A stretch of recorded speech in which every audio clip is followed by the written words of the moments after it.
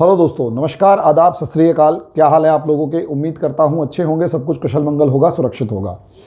दोस्तों, जिस तरीके से हम चीन के बारे में लगातार डिस्कशन करते जा रहे हैं, चीन के बारे में लगातार चर्चा करते जा रहे हैं, चीन अपने आप में एक इस तरीके की मिस्ट्री बना हुआ है जिसने पिछले लगभग 30-40 सालों से इस तरीके से तरक्की करी है कि पूरी दुनिया की गर्दन जो है उसके हाथ में है।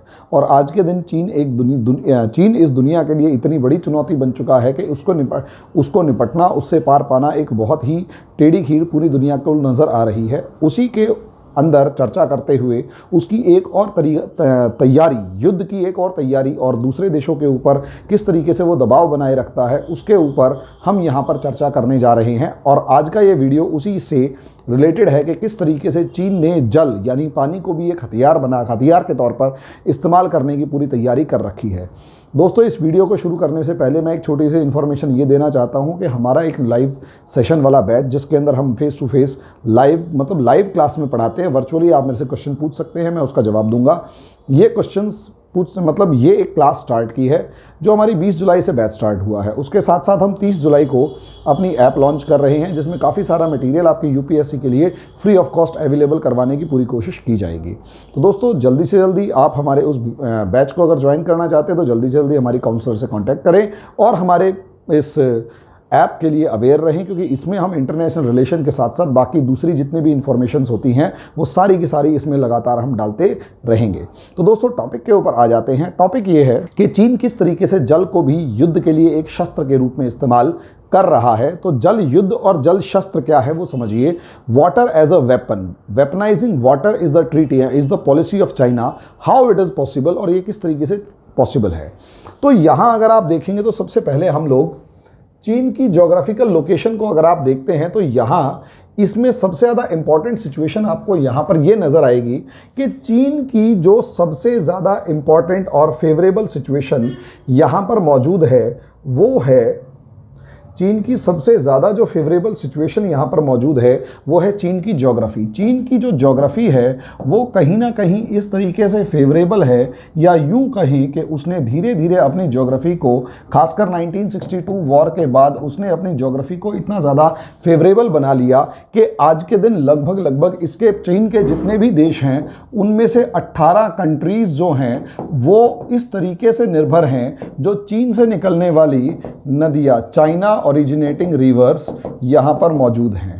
अब चीन से निकलने वाली जो नदियां हैं वो 18 देशों को जाती हैं, यानी 18 देशों का जीवन कहीं ना कहीं सीधे या उल्टे तौर पर, टेढ़े या कैसे भी तौर पर अगर आप देखें तो वो सीधे सीधे चीन के ऊपर निर्भर है।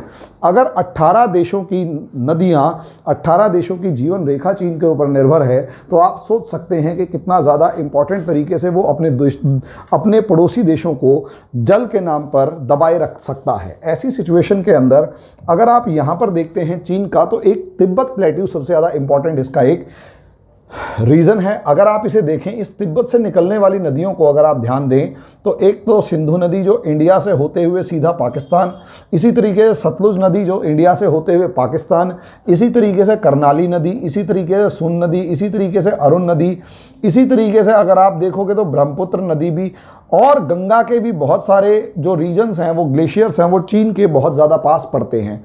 इसी तरीके से अगर आप देखोगे तो इरावदी नदी जो पूरे के पूरे म्यांमार के अंदर बहती है, इसी तरीके से साल्वीन नदी जो म्यांमार और थाईलैंड से होते हुए जाती है बॉर्डर को क्रॉस करते हुए। और सबसे ज़्यादा इम्पॉर्टेंट इस साउथ ईस्ट एशिया की जो नदी है वो है मेकोंग रिवर। अब ये जो मेकोंग रिवर है ये चीन के अलावा 5 देशों से पास होती है। ऐसे ही 2 इसकी और इम्पॉर्टेंट नदियाँ येलो रिवर और यांगसी भी कहीं ना कहीं तिब्बत प्लेट्यू से निकलती हैं। हालांकि मैं आप लोगों के साथ तिब्बत के पठार की जो इम्पोर्टेंस है उसके बारे में डिस्कशन कर चुका हूँ कि ये जो तिब्बत का पठार है ये क्यों इम्पॉर्टेंट है, ये तिब्बत का पठार इंपॉर्टेंट क्यों है, ये तिब्बत का पठार महत्वपूर्ण क्यों है, इसके बारे में मैं एक इलेबोरेटेड डिस्कशन आप लोगों से कर चुका हूं। इसका अगला स्टेप अगर आप यहां पर देखते हैं तो असलियत में चीन इस जल को वेपन की तरह इस्तेमाल कैसे कर रहा है, इसका सबसे बड़ा एग्जाम्पल आप लोग यहां पर देखेंगे कि असलियत में यहां इन नदियों के ऊपर बना रहा है डैम, और यहां जो डैम इंफ्रास्ट्रक्चर डेवलप किया जाएगा, इस डैम इंफ्रास्ट्रक्चर से सबसे पहले ये देखा जाएगा कि how the water will flow, how it will flow, how it will flow, कि किधर वो फ्लो करेगा, एंड हाउ मच, कितना फ्लो करेगा, हाउ मच, कितना वो करेगा, एट व्हाट टाइम, किस टाइम फ्लो करेगा, और how much, how where to flow, और कहाँ फ्लो करेगा, where to flow. Can you imagine कि कहाँ जाएगा, कैसे फ्लो करेगा, कितना फ्लो करेगा, किस टाइम पर फ्लो करेगा, और किस जगह पर जाएगा। ये सारे का सारा डिसाइड करने के लिए चीन जो है वो लगातार डैम इंफ्रास्ट्रक्चर डेवलप कर रहा है। इसका अंदाज़ा इस तरीके से लगा सकते हैं कि चीन कितना ज़्यादा एग्रेसिवली कर रहा है कि लगभग 2013 के अंदर एक रिपोर्ट थी जिसके अंदर यांगसी नदी के ऊपर चीन जो है वो 100 डैम्स बना रहा है। हालांकि ये किस तरीके से प्रोग्रेस हुई है इसके बारे में ज़्यादा इन्फॉर्मेशन नहीं है, क्योंकि जिस भी न्यूज़ चैनल या मेनली हम वियोन को जैसे इसके लिए फॉलो किया गया तो वो उसी का जिस तरीके से रिपोर्ट है, और वैसे मैंने भी जो सर्च किया उसमें ये था कि इन 100 डैम्स को बनाने का प्रोजेक्ट था, लेकिन ये नहीं पता लगा कि कितने, लेकिन कहाँ तक ये जो पूरे का पूरा सिस्टम था पहुँचा। लेकिन सबसे ज़्यादा इम्पॉर्टेंट आज के दिन जो चर्चा में है वो मीकोंग रिवर है। इस मीकोंग रिवर के ऊपर चीन जो है वो 11 डैम बना चुका है। चीन इस मीकोंग रिवर के ऊपर 11 डैम बना चुका है। 11 डैम्स का मतलब एक के पीछे दूसरा, दूसरे के पीछे तीसरा, इस तरीके से 11 डैम्स बना चुका है। और इन 11 डैम्स की वजह से जो 5 साउथ एशियन कंट्रीज हैं, 5 साउथ एशियन कंट्रीज जो हैं उनके पूरी जो लाइफलाइन, जिसके अंदर लगभग 60 करोड़ लोग जो हैं वो अफेक्ट हुए, 60 करोड़ के करीब जो लोग हैं, मतलब सॉरी हाँ 60 करोड़ के करीब जो लोग हैं वो अफेक्ट हुए। आप अंदाज़ा लगा सकते हैं कि कितना ज़्यादा अमाउंट ये बैठता है। बहुत ज़्यादा पॉपुलेशन यहाँ पर मौजूद है। इस तरीके से अगर आप देखेंगे तो इस पॉपुलेशन को अगर आप देखेंगे तो यहाँ इतना बड़ा इलाका जो है इस रिवर से डायरेक्टली रिलेटेड है, और 5 साउथ एशियन कंट्रीज़ इस नदी के ऊपर डिपेंडेंट हैं। ऐसी सिचुएशन में इतनी बड़ी पॉपुलेशन अगर डिपेंड हो रही है इसके ऊपर, और उसमें 11 डैम्स, तो असली इंसिडेंट 2019 का देखा गया, जब पहली बार पिछले 40 साल में थाईलैंड के अंदर ड्रॉट देखा गया, कंबोडिया के अंदर फसलें बर्बाद हो गई, वियतनाम की राइस प्रोडक्शन थी वो ख़त्म हो गई, थाईलैंड जो दुनिया का सबसे ज़्यादा शुगर प्रोड्यूस करता है उसके शुगर प्रोडक्शन में 9% की गिरावट आई। यही हाल लाओस का है। लाओस ने भी बहुत लंबा चौड़ा एक ड्रॉट, एक फेमीन देखा।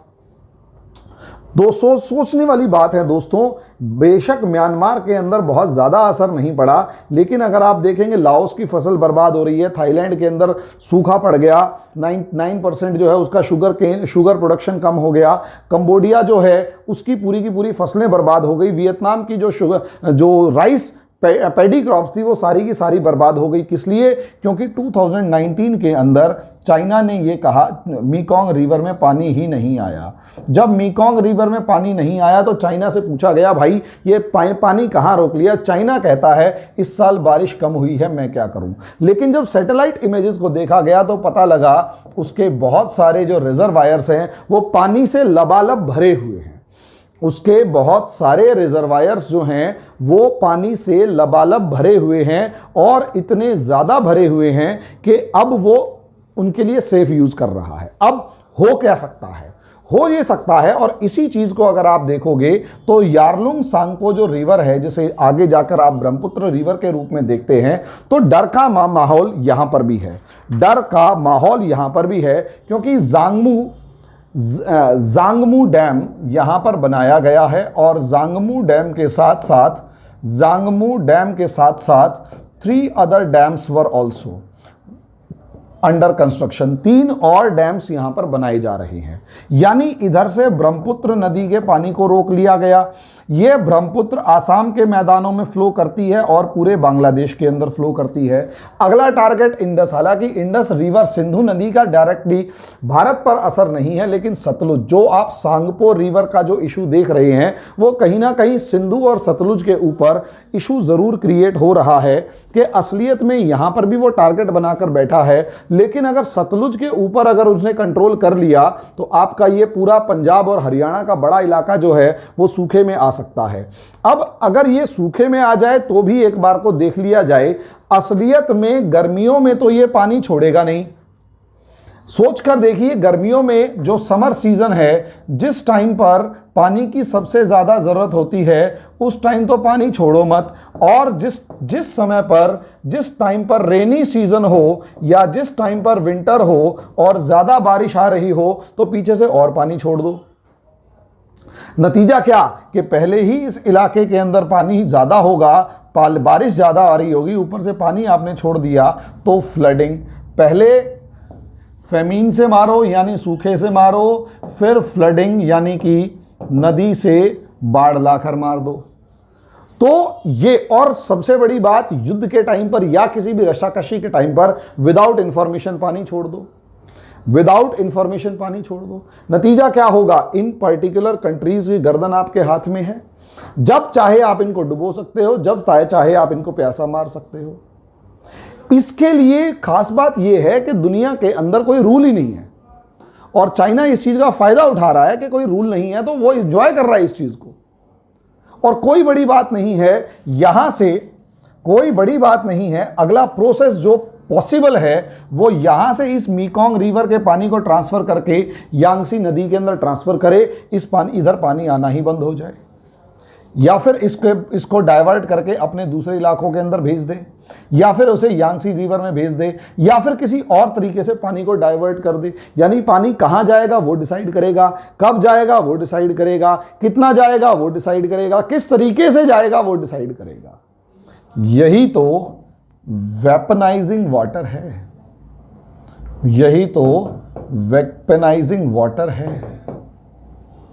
वाटर को वेपनाइज कर दिया ना, पानी को एक हथियार की तरह इस्तेमाल किया गया। तो दोस्तों, ये एक चीन की गंदी नीति है जिसमें लोगों को मारना, उसको एक भाएगा, सरकारों को घुटनों के बल बिठाना उसको फ़ायदा देगा, और वो इसी चीज़ को बहुत भली भांति इस्तेमाल करने लगा हुआ है। तो दोस्तों, आगे आने वाले समय में जो भी डेवलपमेंट्स होगी मैं ज़रूर आप लोगों को इस बारे में इन्फॉर्मेशन देता रहूँगा। आप लोगों को मेरी ये वीडियो कैसी लगी आप मेरे कमेंट बॉक्स में ज़रूर बताइएगा। और सबसे बड़ी सिचुएशन ये है कि आप लोग जो भी क्वेश्चन पूछना चाहें मेरे से पूछ सकते हैं, और सबसे बड़ी बात, आप लोग हमारे टेलीग्राम चैनल से भी जुड़ सकते हैं, IAS विद हरिमोहन। उसमें आप लोग अपने क्वेश्चंस पुट अप कर सकते हैं, मेरे से डिस्कशन कर सकते हैं, कोई ऐसी प्रॉब्लम नहीं है। नीचे दिए हुए टेलीग्राम लिंक के ऊपर क्लिक करके आप हमारे टेलीग्राम ग्रुप के अंदर भी शामिल हो सकते हैं। अभी हालांकि हमने उस टेलीग्राम ग्रुप को नया बनाया है, फिर भी आप लोग इंटरनेशनल रिलेशन से जो भी डिस्कशन या डिबेट मेरे से करना चाहते हैं उस टेलीग्राम ग्रुप पर आकर डिस्कशन और डिबेट आराम से कर सकते हैं। There is no problem, understand. तो आज के लिए इतना ही, धन्यवाद।